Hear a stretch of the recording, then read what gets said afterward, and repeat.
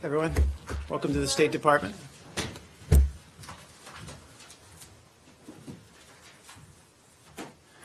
Okay, I'm sorry, first of all, to be not even a little late, quite late. I apologize.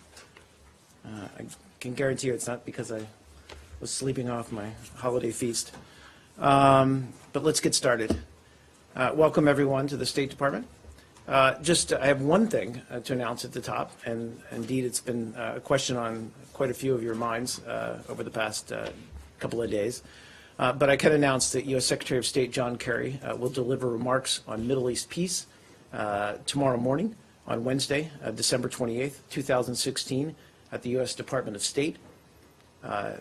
In this speech, the Secretary will lay out a comprehensive vision for how he believes the conflict can be resolved in the Middle East. And all of his remarks, of course, will be open to the press, and this event will be live streamed at state.gov. That's all I have at the top, believe it or not, for being that late. Are we starting? Leslie, go ahead. Yeah. So, and where is the speech going to take place? Do you have details? We'll get that to you. We're going to put out a notice of the press. I just wanted to simply announce this. The speech would be tomorrow morning. And I gather he's going to talk about the UN resolution?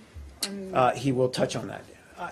But I don't want to, so he will touch on that, certainly, but he'll talk more broadly about, as I said, coming to the end of his term as Secretary of State. But indeed, this is an issue, Middle East peace, that he's worked on for many, many years. So he'll talk about his view, I think, on the way forward and where he sees it going. Well, the tensions. Where to begin, right? Yeah. I felt a little bit the same way. Yeah. I mean, tensions have been increasing since the UN vote on Friday. I'm sure you've seen all the reports and heard a lot of the words. These Israeli officials are now being quoted as saying that they have evidence that they will lay out to the Trump administration in which the U.S., specifically Kerry, had discussions with the Palestinians before the vote, a few weeks before, during a visit to Washington where Saeb Erekat was around. Basically that he pushed them to go to Egypt to move ahead with this resolution. That's one of the things. Okay. So the question is, was the U.S. hiding behind this other group of countries to submit the resolution? Were those discussions ever taken place? Because the Israelis feel that they've got evidence that there was meddling. Excuse me. By the Americans. Forgive me. Picked up a cold over the weekend, too, unfortunately, so apologize. So you're right. We've obviously seen the same reports, an amalgamation of different allegations that somehow this was U.S.-driven and pre-cooked. What I'll say, excuse me, is that we reject the notion that the United States was the driving force behind this resolution. That's just not true. The United States did not draft this resolution, nor did it put it forward. It was drafted, initially introduced, as we all know, by Egypt in coordination with the Palestinians and others. When it was clear that the Egyptians and the Palestinians would insist on bringing this resolution to a vote, and that every other country on the Council would in fact support it, we made clear to others, including those on the Security Council, that further changes were needed to make the text more balanced. And that's a standard practice with regard to resolutions at the Security Council. So there's nothing new to this. You look like you're pouncing on me, but go ahead. No, we'll continue. I can continue, but if you have a, do you have a follow-up? Let's just keep going with this. And this is a really important point.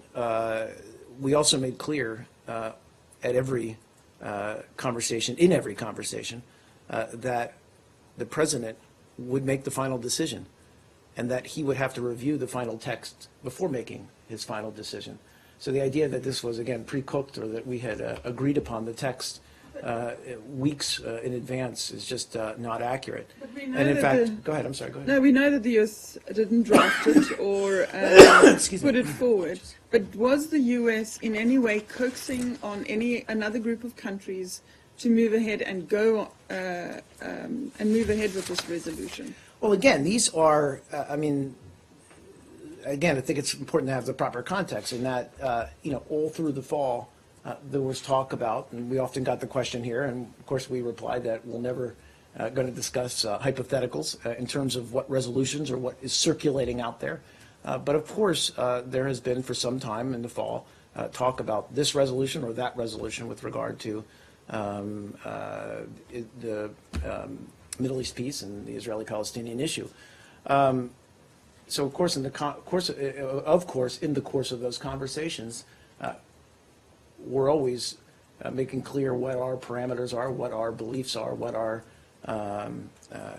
what we need to see, or in order to even consider a resolution. That's part of the give and take of the UN. Surely these countries, before they would move ahead, would want to get the view of, an influential member of the Security Council, of the UN, of what their position would be on this. Well, again, I think we of course, as the draft or the text was circulated, we said, to those on the Security Council that, what further changes were needed to make the text more balanced. And in fact, we ended up, abstaining because we didn't feel it was balanced enough in the sense of, it didn't hit hard enough on the incitement to violence side of the coin. Go ahead. You look perplexed. Go ahead, say. Did you intervene to try and balance? Was it after Egypt said it was bringing yeah, forward? once, I don't have a date certain. It was said once the Egyptians and Palestinians made it clear that they were going to advance this text or bring this resolution to a vote, and that, in fact, it would be supported by other countries. Did Mr. Erekat visit to the State Department? I don't know the date of his visit, but again, I'm not necessarily excluding that. When he did visit to the State Department, that they didn't discuss possible resolutions or anything like that in terms of draft language. But again, there was nothing pre-cooked. There was nothing. This was not some move orchestrated by the United States. Please. Could you be clear what you just said? I heard a double negative in there. You're not precluding that they didn't discuss it. Are you saying that when I don't have a Palestinians were readout. here? Yeah, I don't have a readout of that meeting in front of me. I said I can imagine that they talked about Middle East peace broadly and efforts to reinvigorate the process.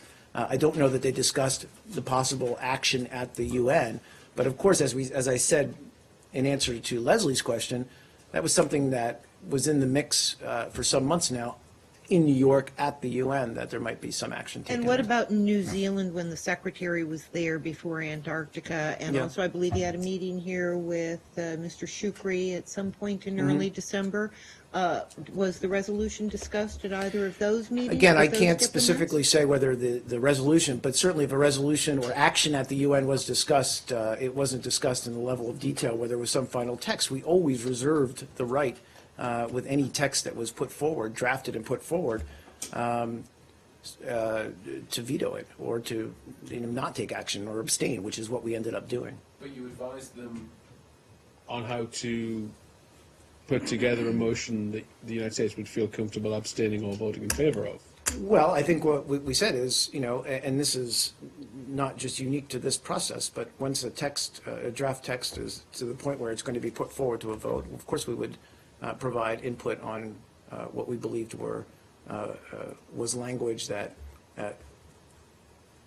didn't pass or didn't allow us to vote for it. You see what I'm saying? Yeah. You didn't just say, bring whatever motion you like up and we'll vote however we feel about it. You were encouraging them to bring forward a motion that you would feel comfortable not blocking. Well, but we have to be really careful in how we're talking about this, because what the allegations, no, I don't understand that, but no, but I'm saying that some of the allegations out there, frankly, are implying that this was somehow as I said, some orchestrated action by the U.S. To pass a resolution that was negative about settlement activity in Israel. And the fact is that that's just not the case. Of course, we would always provide, when the final text was going up for a vote, our opinion on where the red lines were. But I think that I think this is all a little bit of a sideshow, to be honest. That this was a resolution that we could not, in good conscience, veto because it condemns violence, it condemned incitement, it reiterates what has long been the overwhelming consensus, international view on settlements, and it calls for the parties to take constructive steps to advance a two-state solution on the ground. There was nothing in there that would prompt us to veto that type of resolution. But there was And nothing in there fact, because you told them not to put anything in there But that would that- force you to veto it.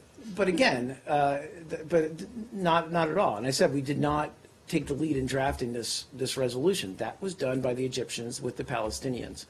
But again, in any kind of resolution process, of course, there's moments where, it's not like our views regarding settlements or regarding resolutions with respect to Israel aren't well known and well vetted within the UN community. There's been many times in the past where we've not, or we vetoed resolutions that we found to be biased towards Israel. But, that's another point here, is that there's nothing, the other canard in all of this is that this was somehow breaking with longstanding U.S. tradition in the UN Security Council, when we all know that every administration has vetoed, or rather has abstained or voted for similar resolutions. But it's true then that you had an opportunity to ask them not to bring it forward at all and didn't take them. I'm not sure what you're... Well, instead of saying, why not write the motion this way, you could have said, please don't bring a motion. Well, again, I think when it was clear to us that they were going to bring it to a vote, and that every other country in the council was going to support that resolution, that draft It becomes text. clear to you that I don't have a date certain for that. I think it was last week or so. Please. Now, you said that everything in the resolution really is consistent with your position. And in fact, it did include language that was very strong against incitement and violence and so on. So why did you vote against it? Why would you vote? Because- Why, I mean, not yeah, against that's it. Why okay. would you abstain? Yeah, so... Why not vote for it? No, it is, and I think others have spoken to this, but we believe that the resolution didn't put sufficient emphasis on the violence and incitement and terrorism that is also eroding. What would be, in this case, what kind of language? I mean, Well, do I'm you not have going any to, I'm not going to specific- draft it off the top of my head, but we felt it wasn't sufficiently strong. But you must have very clear points what these terms or these phrases would be exactly for you to vote for it, right? What are they? What are these points and phrases that would have made you vote for it? Well, again, I think, and forgive me if I'm not specific enough, but I think our criticism in past draft resolutions has been that they are not, that they're one-sided, that they unfairly target Israel. In this case, there was language in there regarding incitement, and basically making the point that both sides need to do more in order to create a climate conducive to what we believe is the way forward, which is direct negotiations. So,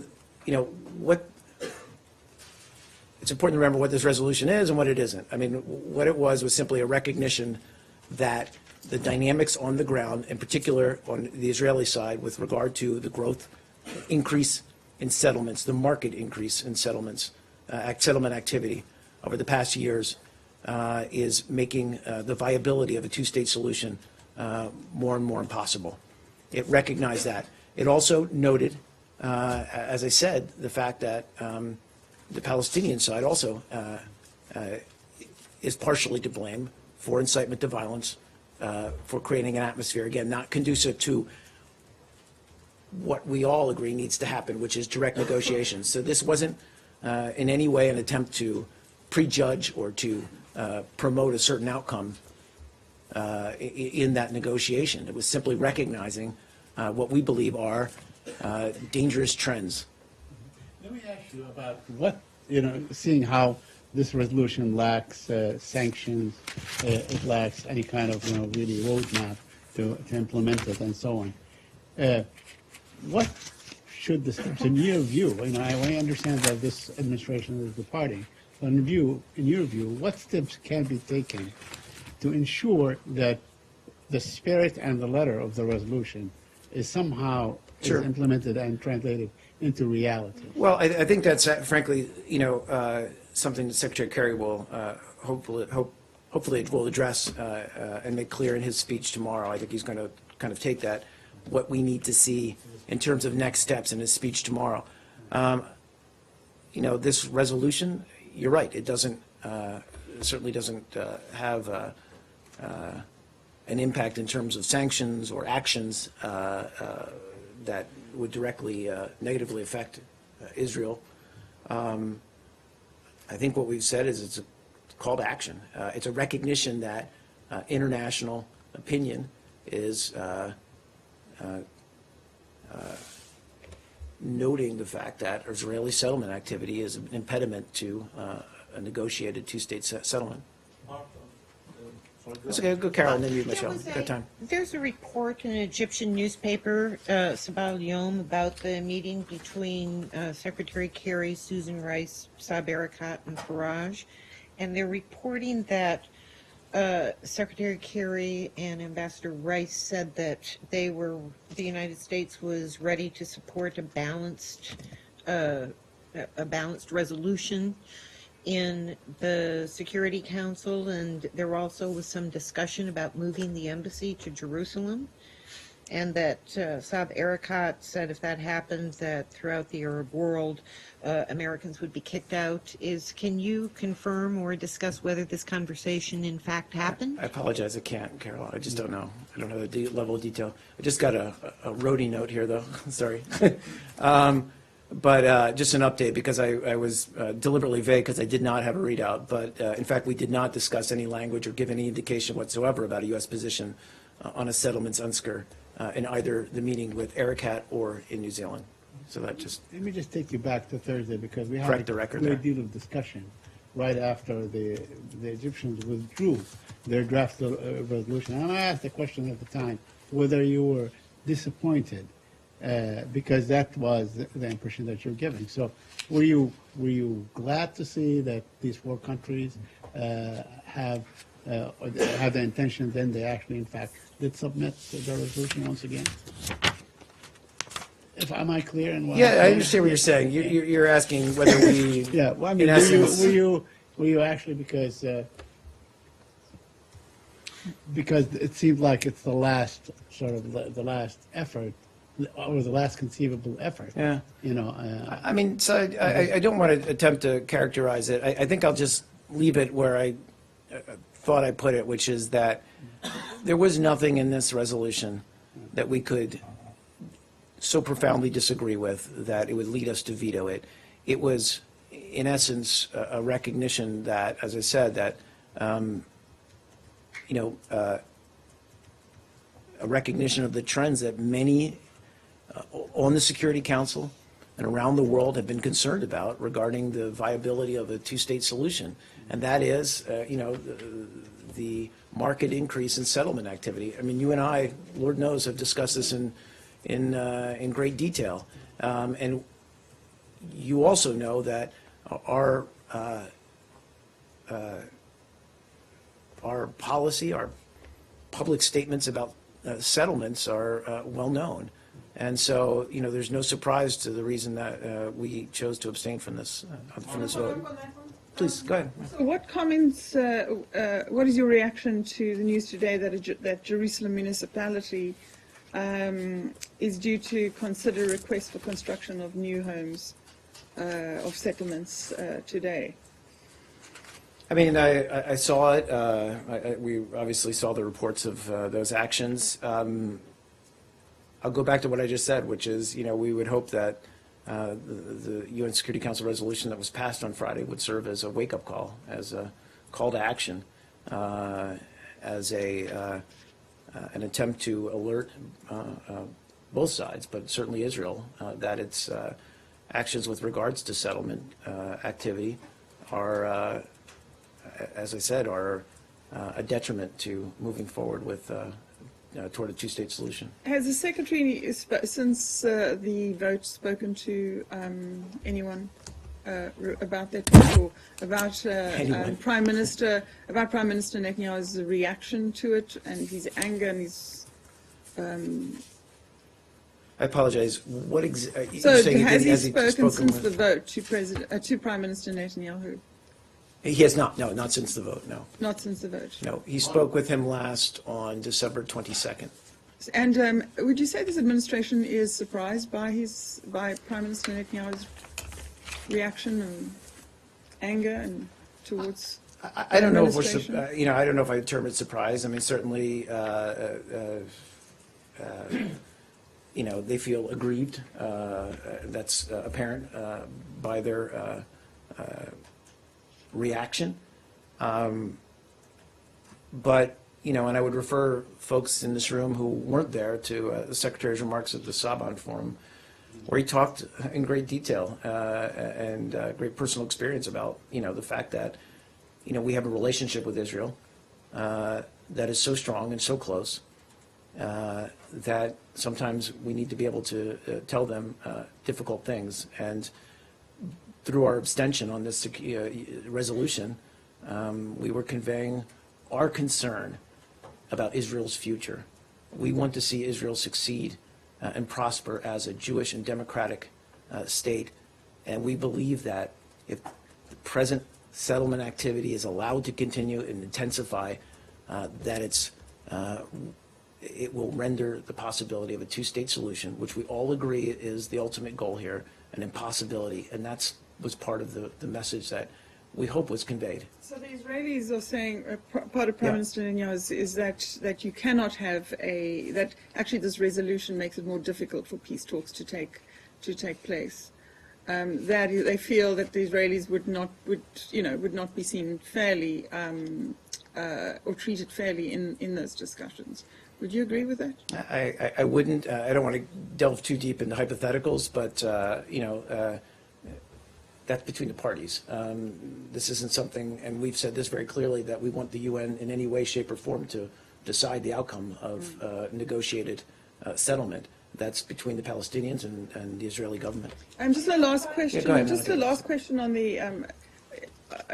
Is Secretary Kerry or anyone from this administration going to the Paris talks I don't have an answer for that. on that? Yeah, not. Did you notify the Israelis ahead of time before you'd vote? And if so, can you tell us when and? How we were going to vote? Yes. I'll take that question and see if I can get an answer for you. Mark, Israel's foreign ministry has suspended all working ties with the countries that voted to pass the resolution, and it summoned the U.S. ambassador to Israel. Do you have any readout for that meeting, and what's your reaction to? I don't have a particular readout for that meeting. Obviously, you can guess the topic. Look, I don't want to overstate Israel's reaction. I think that no one, and certainly not the United States, or the United States least of all, wants to see Israel isolated in any international forum. And so, of course, we're concerned when we see Israel take actions that we fear will further isolate it, proactive steps that will isolate it within the international community. But it's not for us to really speak anymore to what Israel decides to do. Again, we took the actions we took last week, the action we took last week, rather, in an effort to, along with the others who voted for the resolution, an effort to send a clear message about our concerns regarding settlement activity as an impediment to a negotiated peaceful settlement. No more, no less. We don't want this to create a diplomatic firestorm. In fact, just the opposite. what we want are actions that create a climate that is conducive to a return to direct negotiations. Please. My last question on this, and how do you think this resolution will help the two-state solution? Well, again, I spoke about the fact that, sometimes, to use a colloquial, American expression, you have to call a spade, and when we see activity or gesture, actions on the part of Israel or in Palestine, or Palestinians rather, in this case, with regard to incitement, we call it like we see it. And we've done that in this case. It is, I think, important for us to have any credibility as a neutral hand, if you will, in any negotiations, which we've offered to play going forward, and we've played in the past. You've got to be honest, and we're trying to be honest. Mark, should we see tomorrow's speech as the last word from the Obama administration on this issue? A summary of where we are? Or is this the start of a 3.5-week push to create a new framework for negotiations? That's a very good and very fair question. I don't want to predict anything, and nor do I have anything to announce coming up. Certainly, this administration is going to continue to work until January 20th. Morning of Morning of January 20th, important point. But I don't want to lean into it that there's going to be some kind of push behind this. I think this is, again, his Secretary Kerry sharing his vision for how we can resolve the Israeli-Palestinian conflict. I have just a couple more. Ben Rhodes noted in the press conference call that this administration has been, probably the friendliest of all administrations towards Yeah, he did. Israel, noting like they most recently giving them aid to the tune of $40 billion. And so Yeah, the MOU. Are you exactly. disappointed in the kind of rhetoric that is being thrown at this administration in its final days by the Israelis, by the Prime Minister of Israel, by others in this town who are friends of Israel, some even calling the President of the United States anti-Semitic and things like this? Well, How do you I react mean, to all this? yeah, Saeed, I mean,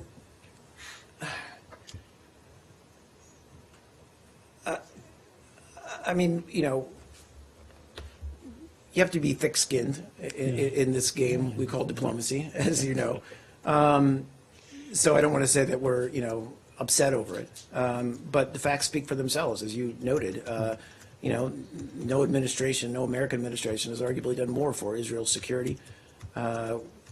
As you noted as well, just a couple months ago, we concluded a $38 billion MOU, which is the largest military assistance package in U.S. history.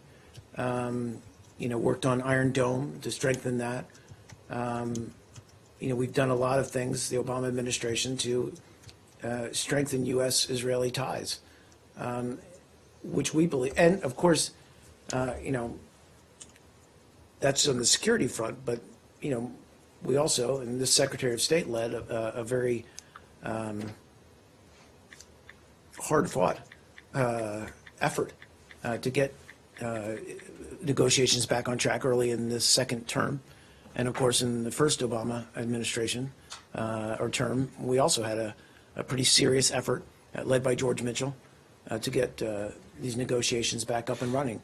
So it's not like we've, been standing idly by the side and not caring about this issue or simply giving everyone a free pass.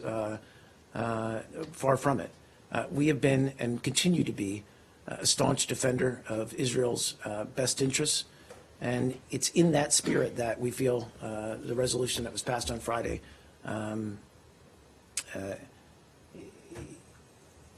is in that same vein.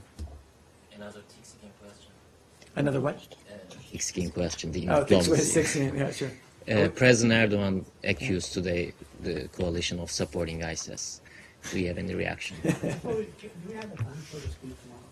I think it will be late morning. I don't have a time specific. We'll put that all in the notice of press. It's a fair point. I deliberately fudged that because I don't have a certain time. I wanted to announce a speech, but I don't have it. I'm sorry, your question was about... President Erdogan. Yeah, I mean, remarks, it's ludicrous, to be honest. No basis for truth, as you can all imagine. I don't think anyone could look at our actions on the ground, leading the coalition in northern Syria, in Iraq, and say anything other than that we're 100% behind the defeat, destruction of Daesh, and even beyond Syria and Iraq, seeing its networks dismantled, destroyed around the region or outside of the region, around the world. You know, I can give you, you know, a rundown of what we're doing. You don't need to hear it. You know what we're doing in terms of the coalition. And in fact, we're working constructively with Turkey, you know, to lead those efforts. And Turkey's playing a part. And we have constant dialogue and discussion with Turkey about how we can better leverage both of our efforts. Did you contact with the Turkish officials I don't know, you mean regarding these remarks? regarding these remarks? I don't know, honestly. I didn't have time to check on it. I'll see if we've So been in contact. Yeah, the point is Al-Bab. I mean, he's criticizing coalition for not supporting the Turkish Yeah. armed forces offensive in Al-Bab. I mean, do you have any reason why the coalition is not supporting Turkey in this operation? Sorry, you're talking about El-Bab? Yeah. Yeah.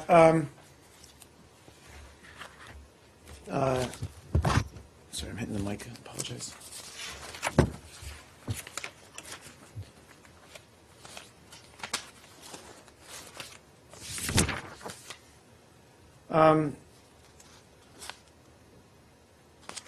I mean, a couple things. First of all, we're obviously in close contact and discussion, dialogue, near constant with the Turks about their efforts in northern Syria. They've been very efficient, very successful. We're talking to them about how we can support them more closely. You know, Brett McGurk is in contact with them. I don't know when he was last in Turkey, but it was fairly recently. We're aware that it's a tough fight that they're facing. You know, that's all being still discussed.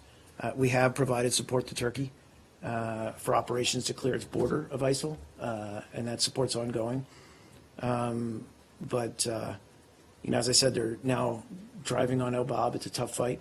We're talking to them about how we can help them in their efforts. I don't have anything to announce. I'd have to refer you to Department of Defense to. Would you advise them to hold back from Al-Bab until you're ready to help them? Seems like they're getting a tough fight. That's there. their. I mean, look. That's you know, David. That's you know, far be it for us to, you know, provide you know, strategic military advice or tactical military advice to the Turks. But you just said you're members of the same coalition.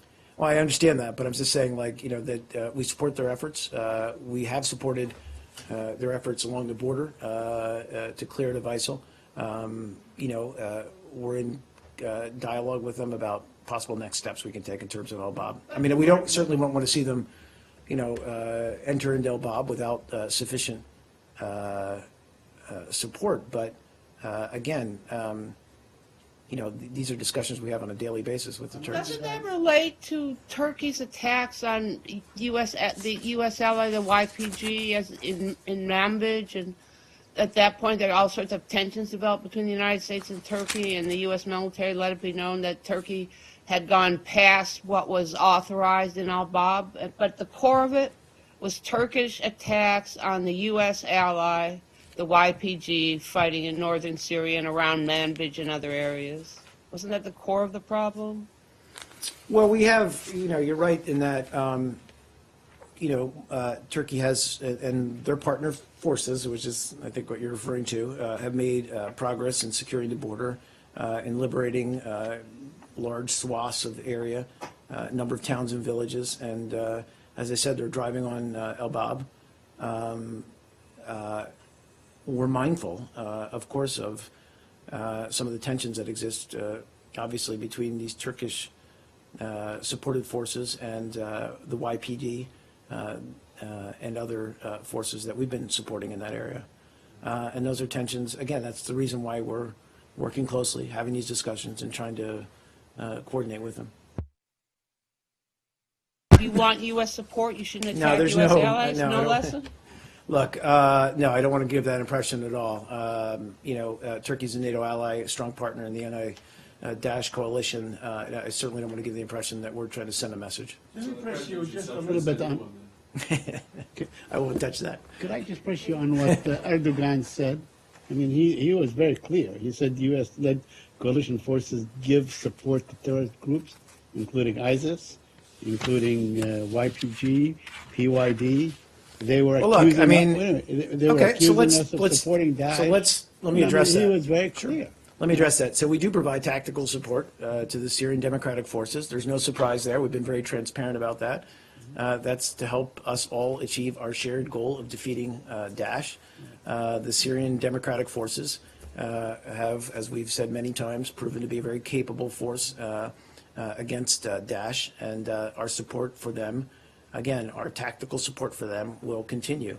As we've also said before, we've never provided weapons to the YPG, we have provided equipment to vetted Arab elements of the Syrian Democratic Forces. This equipment has, someone's waking up, this equipment has included ammunition and other tactical equipment to assist the coalition's counter-ISIL operations. But let me be clear that we reject any group providing support to the PKK or enabling its terrorist campaign within Turkey. Or Daesh.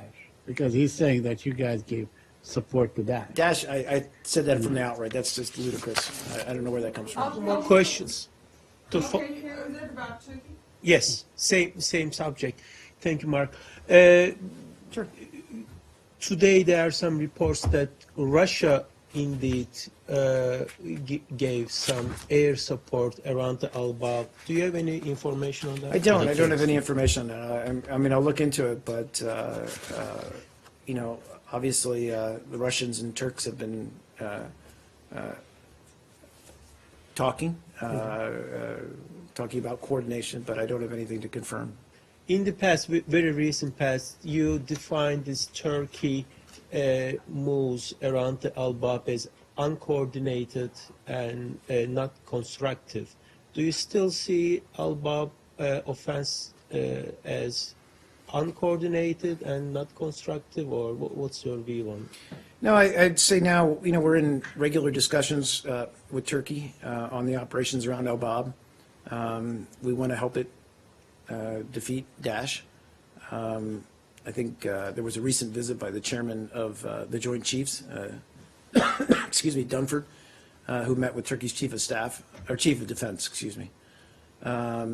and as I said, Special Envoy Brett McGurk, also visited Ankara before the holidays to talk about the overall campaign to defeat Daesh. So I don't want to discuss ongoing operations, but we're obviously coordinating with them.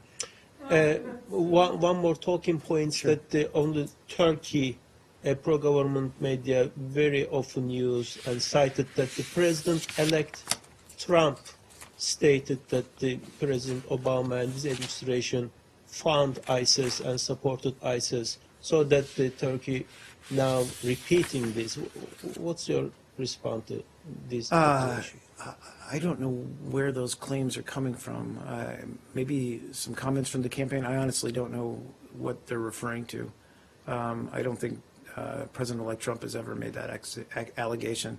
And as I said, if he did, it was probably from a long time ago. I don't think he's made it again. But again, I can't speak for the President-elect's team. Final question. Turkey, you. Iran, I and promise. Russia are going to convene this new Syria talks in Astana, Kazakhstan, Yes. early 2017. Have you been invited, and I don't believe so. how do you view those talks? So, we talked a little bit about this before when they were first announced. Look, we're not against any effort to coordinate more closely on the multiple conflicts taking place in Syria. And by multiple conflicts, I mean, obviously, destroying and disabling Daesh, but also the civil war. And of course, the terrible fighting around Aleppo over the past few weeks. As long as it produces results, we talk frequently with the Turks, we talk frequently with the Russians.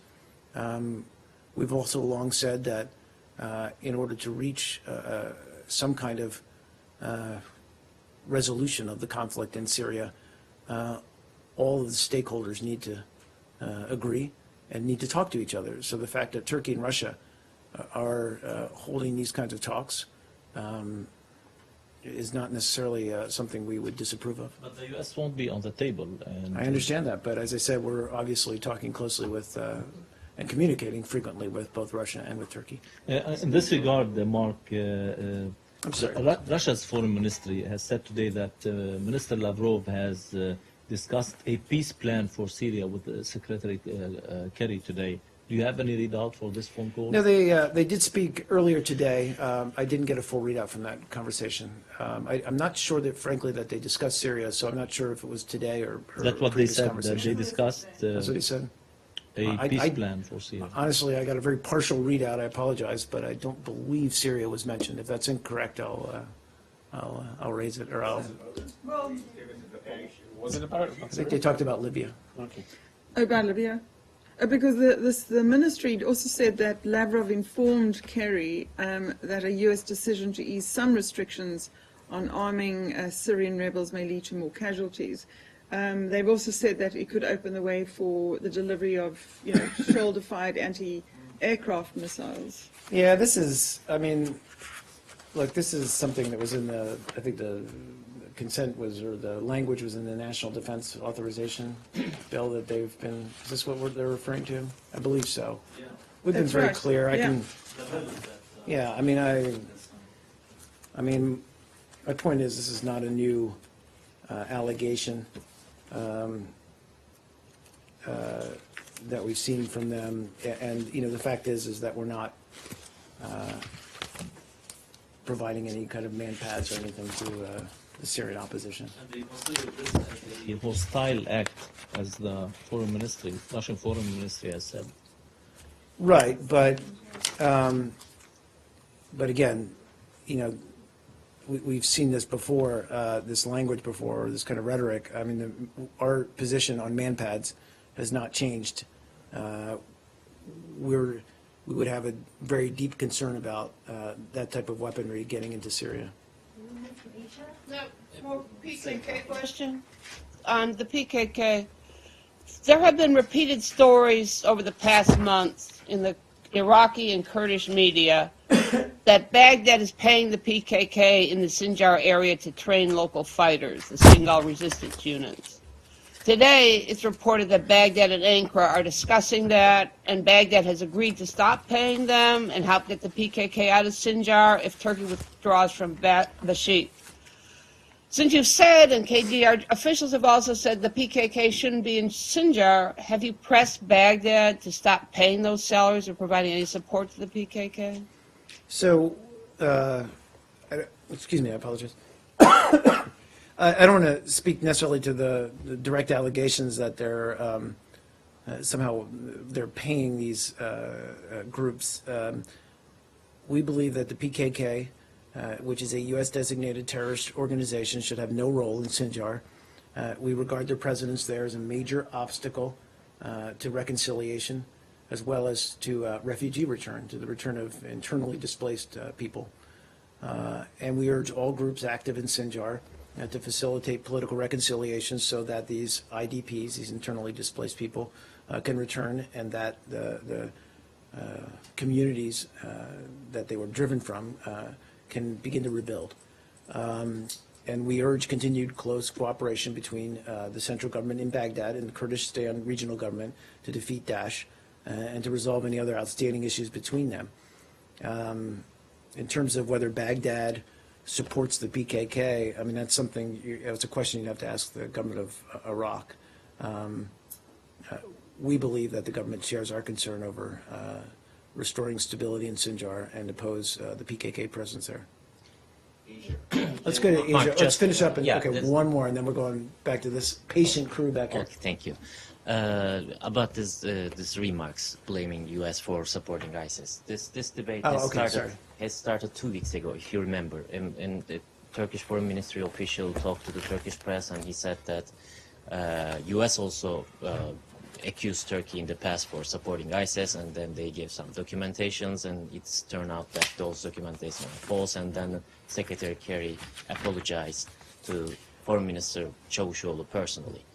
Does this have something to do with the ISIL oil? Oil smuggling, yeah. In fact, and again, you know, I'm an aging man who doesn't have quite the memory that he used to have, but I felt like we pretty strongly pushed back on the notion that was repeated by some journalists who aren't here today, that this was somehow some conspiracy that involved the highest levels of the Turkish government who were buying ISIL oil. And in fact, we had a senior State Department official who was very expert in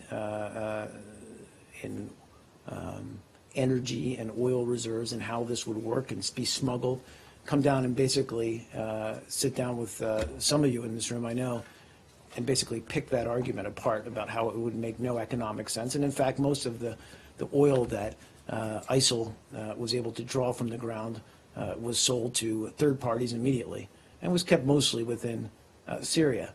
And we were pretty adamant about pushing back against the notion that there was some, as I said, somehow that, you know, the Turkish government was aiding and abetting ISIL in selling off the oil that it was extracting from Syrian wells that it had captured.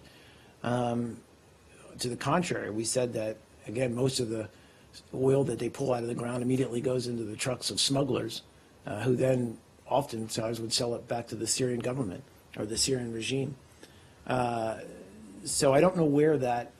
The thing is, this debate that the questions coming from the journalists who are trying to understand what's going on happened after the Russian jet incident at the end of 2015.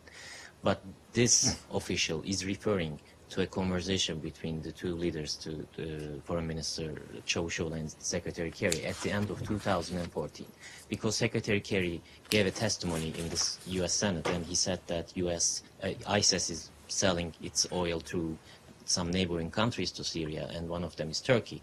And then Çavuşoğlu asked an explanation from the Secretary Kerry regarding the Turkish press, and the Secretary Kerry gave some documentations based on these allegations. And then Turkish intelligence look at these documentations and they turn out it's something else, not an ISIS facility or oil facility, but totally different, something totally different. And then Secretary Kerry apologized for this. Well, I'm not aware of that, that he apologized in any way, shape, or form.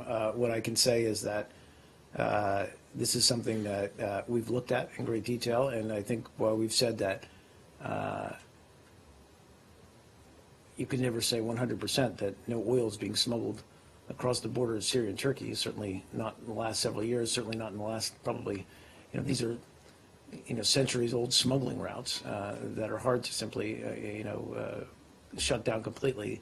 But the allegations at the time were that this was somehow condoned or even involved the complicity of the Turkish government. And I don't think across the border we were always. There's no apology. I don't know. I'm unaware of one, if there was. Yeah, you, sir, in the middle. I'm just going to ask in a moment, President Obama and the Japanese Prime Minister Shinzo Abe are going to attend the event at the Arizona Memorial. So Abe said that he will not offer apology, and Japanese officials quoted him saying he believed Obama did not offer apology at Hiroshima, so it's okay for him not to apologize at Pearl Harbor. So the question is, how do the U.S. think it's appropriate, not appropriate to compare these two? And is the U.S. still expecting apology to Pearl Harbor, attack from future Japanese leader, or you actually just put an end to this part of history, as Abe said? Well, what we've long said about these types of or these events that took place is that since the end of World War II, the U.S. and Japan have forged a very strong alliance and partnership that has frankly brought a measure of peace, stability, and prosperity to the Pacific region that's never been known before. We have built out of the ashes of that terrible conflict a stronger U.S.-Japan relationship, and it's in that spirit that whether it was the president's visit to Hiroshima or whether it's Prime Minister Abe's visit today to the site of the Pearl Harbor and the site of the Arizona, USS Arizona, that we do so in a spirit of looking forward with a mind on what happened, certainly. We remember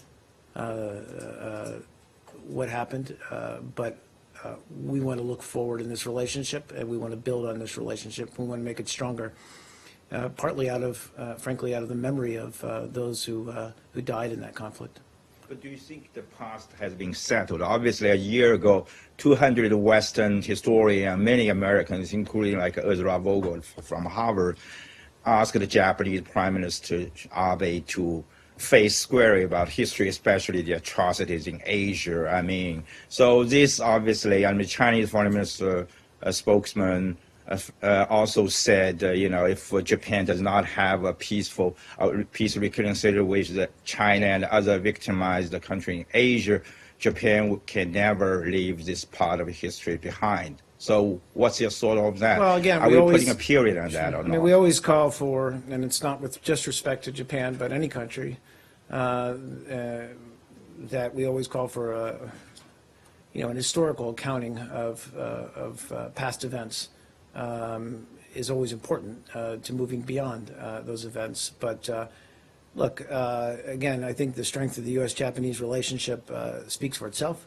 We are honored to have the Prime Minister visit the site of Pearl Harbor, and I'll leave it there. Please. Yep. China has sent their first aircraft carrier to the South China Sea, first time for Chinese. Are you aware of that? Do you have any comment on that? We are aware of this China's, as you said, first aircraft carrier in the Western Pacific. I don't have any particular comment. As we often say, we recognize the rights of and freedoms and lawful uses of the sea and airspace guaranteed to all countries in accordance with international law. As former Admiral Kirby will say, whales and icebergs, or not just for, what's his thing? Not just for whales and icebergs? Anyway, sorry, I'm blowing it. Not just for freedom of navigation is not, thanks, man.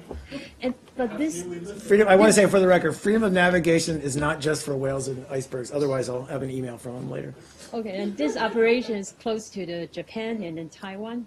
Is it good timing for operation for the freedom of navigation from your perspective? Do you have any concern for the peace and stability in the region? Well, look, again, I don't understand. I don't believe that this was in international waters. And again, as we often make the case with our own naval vessels sailing, in all seriousness, sailing in those same waters, that it's freedom of navigation. That if they are in international waters, they have the right to sail there. And so if it holds true for the United States, it should hold true for China. It should hold true for other countries as well. Is that it? Last question. 2017 National Authorization Act, actually, highlight U.S. military exchange with Taiwan. Could you shed some light why this is so this time, given, the timing is that there is more tension between the mainland across strait and Taiwan? Excuse me. I'm not sure. What was the first part of your question? So obviously the National Defense Authorization Act this year for 2017 highlights the military exchanges between Taiwan and the U.S. So why you think, this is a highlight this time given the tension across the strait? Well, I don't know that there's we're not seeking to highlight tensions and cross-strait tensions. Our policy with regard to Taiwan is exactly the same, hasn't changed. We believe in one China policy. There's been no change to that policy. I don't have any particular details to add to your question, though, except that we obviously have a strong security relationship with Taiwan. Mark, can I just have a last question? Of course. I just go back to the Secretary Kerry's speech tomorrow. What does he hope to achieve through this speech? Is it just things that he's felt he hasn't had time to say, or I mean, is he hoping that it would be picked up and taken forward into a Trump administration? Well, I think that's unlikely? always, I mean, that's always the hope. I think, he feels it's his duty in his waning weeks and days as Secretary of State to lay out what he believes is a way towards a peaceful two-state solution in the Middle East.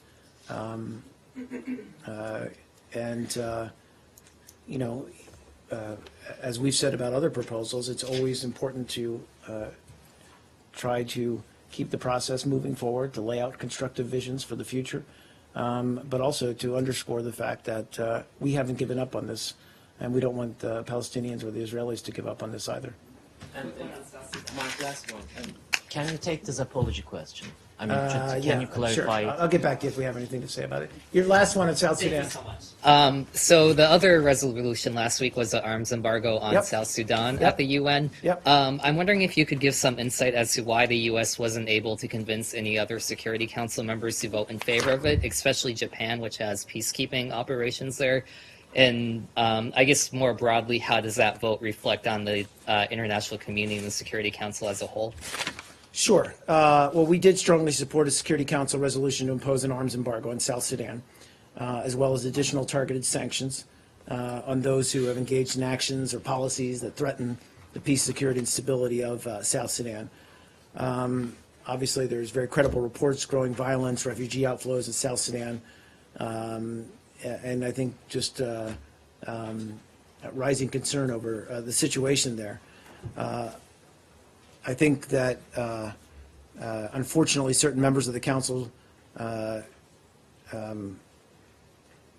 made the decision to protect some of the parties to the conflict and send a message that they support the status quo in South Sudan. What we don't want is that the results of this vote be misinterpreted by the perpetrators of violence in South Sudan. We're going to continue, we, the United States, to be watching their actions closely. We'll continue to work and demand their accountability. We're going to work to stop the flow of weapons, and we're going to work to help prevent violence against civilians there. Thanks, guys.